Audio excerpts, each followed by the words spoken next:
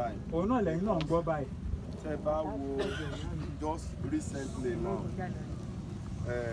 NEMA federal government wọ́n wá ṣe assistance kan fún some farmers tó forúkọ lẹ̀ ní June this year about drought or flood. Nínú àwọn nǹkan tí wọ́n kó wá, Paramash wà ń bẹ̀. So Paramash wà ń bẹ̀. Why are they still giving us? Ṣé wọ́n ṣe mọ̀ ní lẹ́yìn ìgbà tí wọ́n fún wa? Ẹ jẹ́ kí n dáhùn ìbéèrè. Ṣé rí Paraquat globally wọ́n ti ban ẹ̀ pé káwọn àgbẹ̀ má máa lò mọ́ ní orí oko. But we have a lot of consignment of Paraquat in the country. Pẹ̀lú àwọn tó ti produce. So they now for us in Nigeria, wọ́n fún wọn till 2024. By 2024, wọn ò ní fẹ́ rí Paraquat kankan lórí anybody mọ́. Outright ban ni ọmọ Paraquat máa jẹ́. Nítorí náà sọ pé tá a bá fẹ́ spray, wọ́n á ti ṣàlàyé fún yín. Spraying gear can protect ara wa dáadáa tá a bá máa spray. Nítorí àwọn èèyàn tó dé pé àwọn èèyàn máa abuse the use of chemical, particularly Paraquat yẹn, torí kíákíá ló máa ń ṣiṣẹ́ tiẹ̀. Wọ́n ní ká máa wọ aṣọ tó máa dáàbò bo gbogbo ara wa tí kìíní ò ní dà sí wa lára. The quantity tí ó jẹ́ ká máa fi spray nǹkan, ó yẹ ká regulate quantity yẹn for the period tó máa fi dé 2024. After 2024, kò tẹ̀ ní sí Paraquat kankan mọ́ ní orí igbá. Nítorí la ṣe ní other chemicals nǹkan sọ ń pa lifeline. Ìyẹn ló máa substitute Paraquat tó máa jẹ́ bí contact tó máa ṣiṣẹ́. Then we have our glyphosate. Actually máa lo glyphosate wa lọ.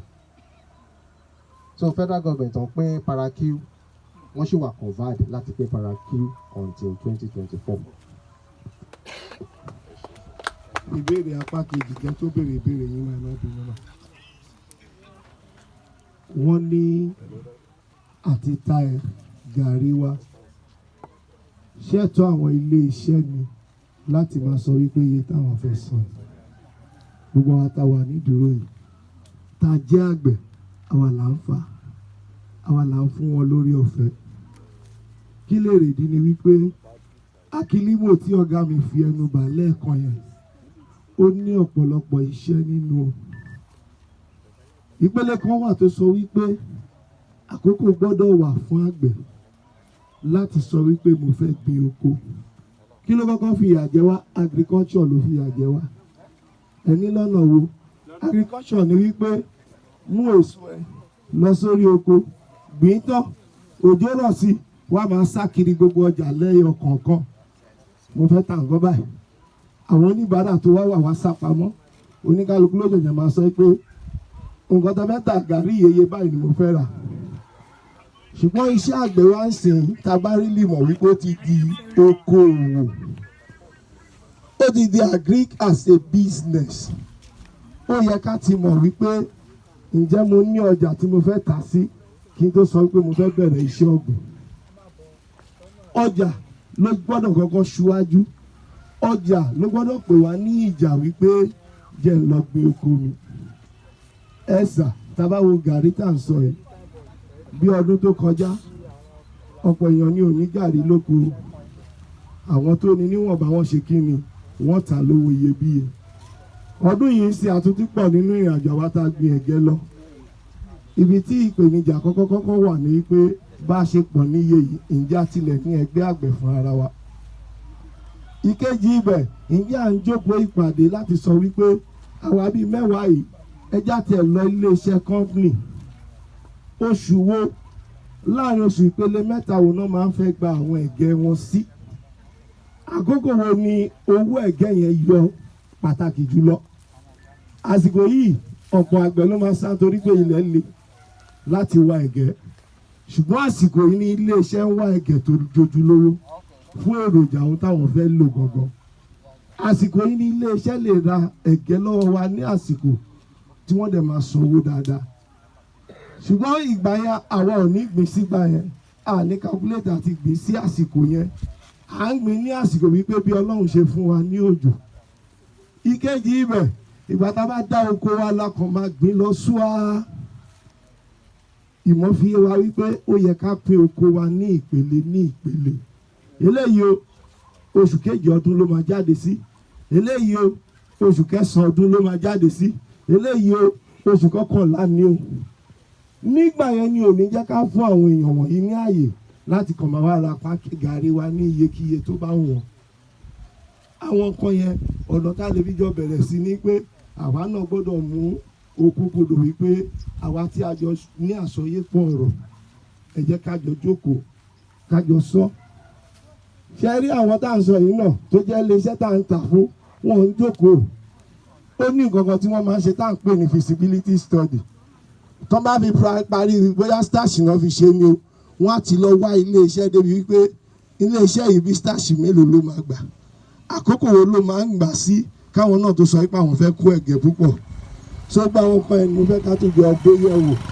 Àwa ló yẹ gẹ́gẹ́ bí àgbẹ̀ láti máa sọ fún wọn wípé iye báyìí la fẹ́ tà. Fún àpẹẹrẹ àgbẹ̀ kan lọ́dún kan wọ́n pọ̀ wọn ju bí 9 lọ kí wọ́n gbìn ìbẹ́pẹ. Nígbà tí ìbẹ́pẹ jáde ìwọ̀nba bí èèyàn 3 ló kó bẹ́pẹ lọ sọ́jà. Àwọn tó dé bẹ̀rẹ̀ sí ní wá bẹ́pẹ wọ́n ta lówó iyebíye. Ìgbà táwọn bí 4 rí tó kù orí gbogbo wọn bá lọ sọ́jà ìjọ 9 tó tẹ̀lé wọ́n bá rọ́ ìbẹ́pẹ wá. Àwọn yẹn bá bẹ̀rẹ̀ sí ní ṣa ìbẹ́pẹ bó ṣe wù wọ́n. Ẹlòmíì bínú ó wọ́ ìbẹ́pẹ ẹ̀dà sọ́jà kò lè ta mọ́. Làwọn náà wá lọ ṣe mítìn. Ó yá ọjọ́ 5 tó ń bọ̀ ìwọ ẹ̀yin lẹ máa gbé wá. Ọjọ́ 9 ẹ̀yin lẹ máa gbé wá. Bí iṣẹ́ àgbẹ̀ wa ṣe lè bẹ̀rẹ̀ sí ní agbára tá a lè kó àwọn èèyàn tá a lè sọ pé bá a ṣe fẹ́ máa ṣiṣẹ́ àgbẹ̀ wa ni. Ó ti di okòòwò. Ṣé rí bí ilẹ̀ yìí ṣe wà yìí a lè má ní ilẹ̀ tó tó hectare kan. A dẹ̀ lè máa rí owó tó ju owó lọ lórí ilẹ̀ hectare kan. Gẹ̀ẹ́sẹ̀tì ni. Akílímọ̀ tí mo fẹ́ nu bàyẹ̀ ó máa sọ fún wa nínú ìpele kan wípé oṣù 3 wo ló dáa tí mo lè sọ pé mo fẹ́ ta ẹ̀gẹ́ mi sí. Ọjà ló kọ́kọ́ wá o. A wá wò pé oṣù 3 tó dáa tí mo fẹ́ ta ẹ̀gẹ́ yẹn sí oṣù 3 wo ni mo gbọ́dọ̀ fi gbìn sí. A wá bẹ̀rẹ̀ sí ní ṣe ìṣirò tó bá máa dìgbà báyìí ẹ̀gẹ́ máa lọ báyìí tó bá máa dìgbà báyìí. Mo wò nínú àpèlé ẹ̀kan yẹn mo rí record keeping mo kí àgbẹ̀ tó gbà wá lálejò. Ó ṣe iyebíye ìyá ń keep record.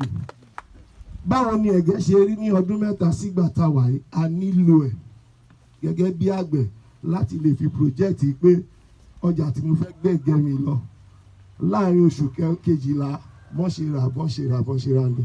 Ẹ ṣe àdúpẹ́ púpọ̀. Ẹ béèrè ìbéèrè yín mà.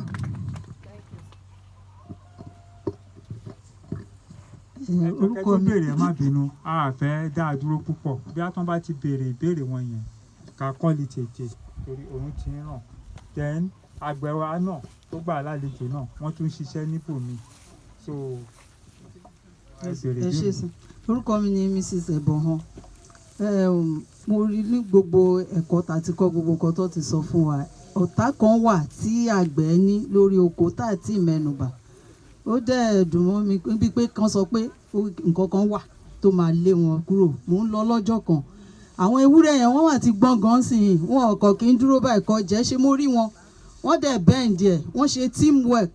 Àtòun àtàwọn ọmọ wọn jọ bend ẹ̀ wálẹ̀ báyìí. Wọ́n wá jẹ gbogbo ewé yẹn. Ó ká mi lára mo bọ́lẹ̀ pẹ̀lú àwọn ọmọ pé ká lé wọn kúrò. Ǹjẹ́ irú yẹn kí la lè ṣe sí i? Ṣé nípa màálù? Ewúrẹ́ tẹ̀ ni mo rí. Tí a bá fẹ́ lọ sí bíbí ṣe ga tó a jọ máa wo kọ́nà bẹ́ẹ̀ yẹn torí gbà tèmi wà lánàá ṣé àná ni mo wá wọn kì